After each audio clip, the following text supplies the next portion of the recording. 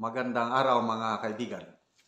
Ang topic natin ngayon ay tungkol sa reaksyon ng 5 senador doon sa proposal ni Mr. Larry Gadon na magkakaroon ng political amendments ang ating konstitusyon. Okay? So noong April 1, nag-submit siya ng proposal letter to Speaker Martin Romualdez, Capipornes, Senate. So nakarating na sa Senado yung proposal ni Mr. Larry Gadon na political amendments, term extension ng mga local government officials from 3 years, magiging 6 years na ang termino ng mayors, governors, congressmen. Tapos may re-election pa na another 6 years, so 12 years lahat. Ano pa, change of form of government from presidential to parliamentary. And then bicameral legislature, bicameral ngayon, i-change to unicameral. So bubuwagin na ang Senado. Then plus iba pa. So ito, 5 senador nag-react. Panoorin muna natin ang balita ng UNTV, then magbigay tayo ng reaksyon.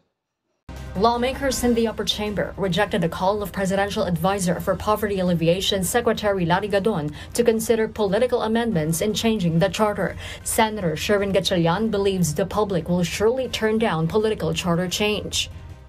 I think pag sinama yan, wag na natin pag-usapan ng Chacha. Term extension is one of the things na ayaw ng taong bayan. The pro-charter change senator also admits that the challenge to convince Filipinos is now greater than ever after a Pulse Asia survey revealed that 88% of Filipinos are not in favor of charter change. Well, honestly, medyo nahinaan ako ng loob. Personal, akin to, nahinaan ako ng loob dahil nga ang laki nung against eh.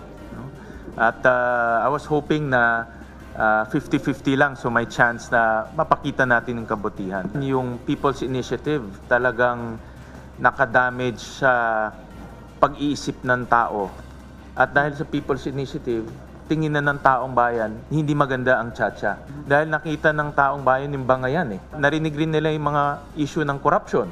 For Senate Minority Leader Aquilino Coco Pimentel, it would be better for Gadon to keep his mind off constitutional amendments and focus on his job in poverty alleviation. Senator Nancy Binay, for her part, notes that the Senate's resolution of both houses, or RBH number 6, only tackles economic charter change. Well, at the moment, there's no resolution that includes yung political changes sa ating constitution. So, hindi ko alam kung kaya na pwede naming talakayin. Wala naman siya dun sa RBH 6 na tinatakal ng committee. While Senator Cynthia Villar maintains that she is against charter change. Alam mo naman ako, hindi ako in favor of Chacha eh. Kasi okay naman tayo. Pero huwag na tayo nag-aaway. Senate President Juan Miguel Migzubiri has yet to comment on Gadon's proposal, but he earlier noted that he is willing to step down from his post if political amendments be introduced in changing the charter. He added that the Senate will continue to conduct public hearings in various provinces in the country to know the real sentiment of the people. Okay, nauna dyan si Senator Gatchalian. Believe din ako sa senador na ito dahil ano siya eh, ang stand niya is pro-charter change. Gusto niya ng charter. Plus, pro-administration siya. All-out support siya sa adhikain ng administrasyong ito. Kaya lang, inaamin niya na napakahirap itong proposal ni Mr. Larry Gadon. Sabi niya, ayaw ng mga tao ang term extension. Kasi yun ang lumabas sa survey ng Pulse Asia, 88% ayaw. So, mabuti pa itong si Senator Gatchalian at ano ang pag-iisip eh. Malawak ang kanyang pag-iisip. Dahil pro charter change yan, gustong-gusto niya na mabago ang konstitusyon, yung economic provisions. Kaya lang dahil sa survey na ito na pinapaniwala niya, sabi niya, personally, nahihinaan ako ng loob. Ina-expect niya sana 50-50 man lang para may pag-asa. Napakalaki. Halos 9 out of 10 Filipinos ayaw. So, nahihinaan na siya ng loob, baka wala nang pag-asa ang charter change, economic provisions. Kung ayaw ng mga tao sa economic, lalo na sa political amendments. So, ina-analyze din niya, maganda yung analysis niya na nasira yung magandang adhikain ng economic charter change, nasira ng People's Initiative kasi sabi ni Senator Gatchalian, may halong korupsyon, narinig na ng taong bayan yung bangayan.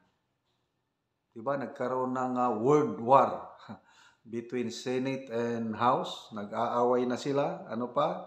So, hindi maganda ang dulot ng People's Initiative na sinimulan ng Kamara. Kasi nga, may kaunting yung ayuda na sinamantala nila ang kahirapan ng mga tao. Pinangakuan ng tulong basta pipirma sila. Ayun. So, negative ang dating sa taong bayan. Kaya, mahirapan ang tsa-tsa, sabi ni ano. So, wala na. Dito, pro-administration ito. Very practical siya, realistic na mahirapan. So, Gadon, out.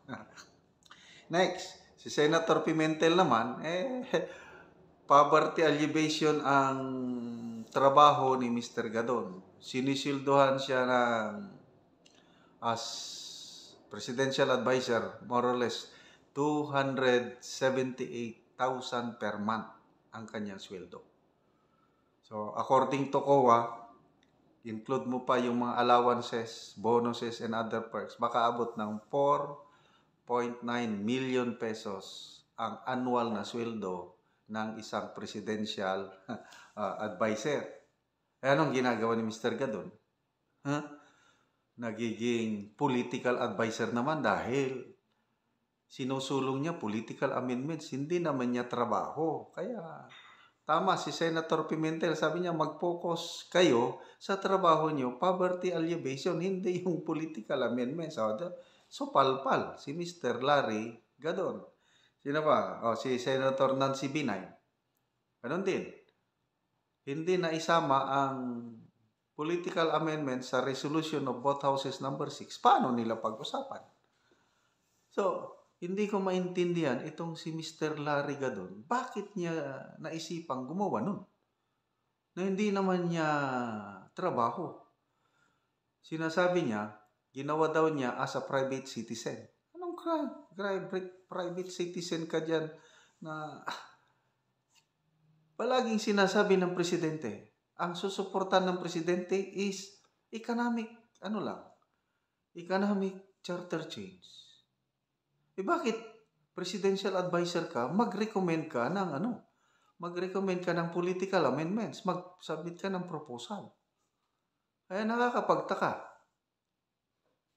Sinasalungat niya ang presidente. O baka kaya mayroong ibang nag-uutos.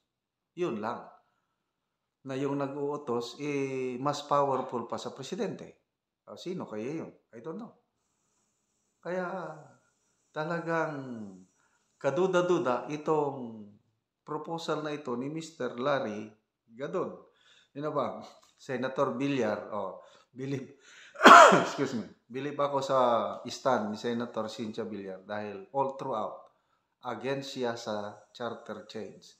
Economic amendments man yan o political, against siya. Bakit? Hindi natin kailangan yan, sabi niya. Hindi problema ang ating konstitusyon. Nandiyan na yan 37 years. Nakasurvive naman tayo. Panahon ni PRRD, kung hindi lang nagka-COVID, malaki na sana ang naabot natin in terms of peace and security economy kung hindi nagka-COVID. Ibig sabihin, hindi problema ang konstitusyon natin. Ang problema yung namumuno, yung leadership, yung may malasakit, may puso, may tapang, yung bayan muna bago sarili. Pag ganon ang mamumuno, hindi na kailangan yung charter change na yan. O anong ginawa panahon ni PRRD? Nagkaroon sila ng batas, Public Services Act, para i-correct yung restrictive provision ng konstitusyon, yung pagmemay-ari ng mga dayuhan. I think, telecompanies ba yun? Telephone company? Basta, nandun na. Public Services Act para mag-attract ng mga dayuhang mamumunan. Problema lang, i-question ang constitutionality ng Public Services Act sa Supreme Court. Kaya hindi pa makapasok ang mga mamumunan, baka mamaya i-declare ng Supreme Court unconstitutional yung batas na yun. So, batas lang ang kailangan, sabi ni Senator Villar. Plus, sabi niya, ang kailangan ayusin ng gobyerno yung ease of doing business at saka korupsyon. Dapat labanan ang korupsyon.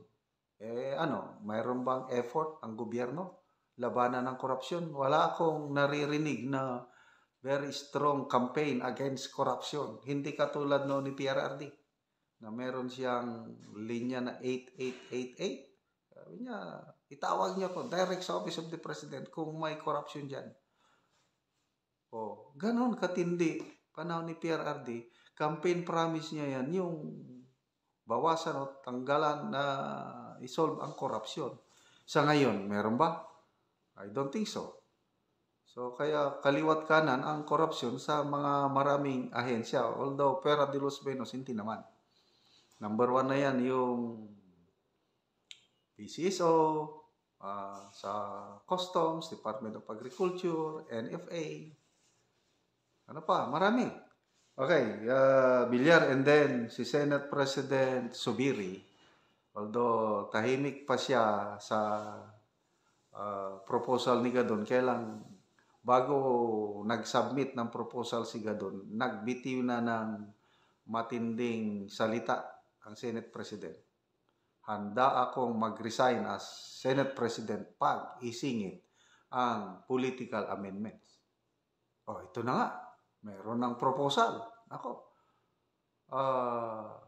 Hindi talaga makakalusot itong proposal ni Gadon, yung ganyang stand ng Senate President na karamihan, majority ng senators ay sumusuporta sa kanya. 14 senators nag-perma ng manifesto supporting the leadership of Senator Zubiri. Kaya against ang Senate President sa political amendments, kaya patay ang proposal ni Mr. Larry Gadon. Okay, ano pa? Sino pa yung mga ibang senador na ayaw nito? Proposal ni Gadon, I'm sure. Yan, si Senator Amy. Kikita ko, ayaw din yan. Akin lang ito, Senator Joel Villanueva. Ayaw din yan. Senator Padilla, Bato, Hontiveros, against silang dalawa ni Pimentel. Very vocal sila ng charter change, lalo na sa political amendments. And maybe yung Cayetano siblings. And then si Senator Tolentino. So, napakarami, halos 13 senators. Sigurado, bagsak ang proposal ni Mr. Larry Gadon. Kaya, sana bawiin na ni Mr. Gadon yung proposal niya dahil lalo lang nakaka-confuse sa taong bayan. Kaya lang, kung nautusan lang siya, edi wala siyang magawa, kundi sumunod sa utos. Kung sino ang talagang gumalaw para ma-appoint siya dyan, gagawin niya yon. Kung sino man yon, I don't know kung sino.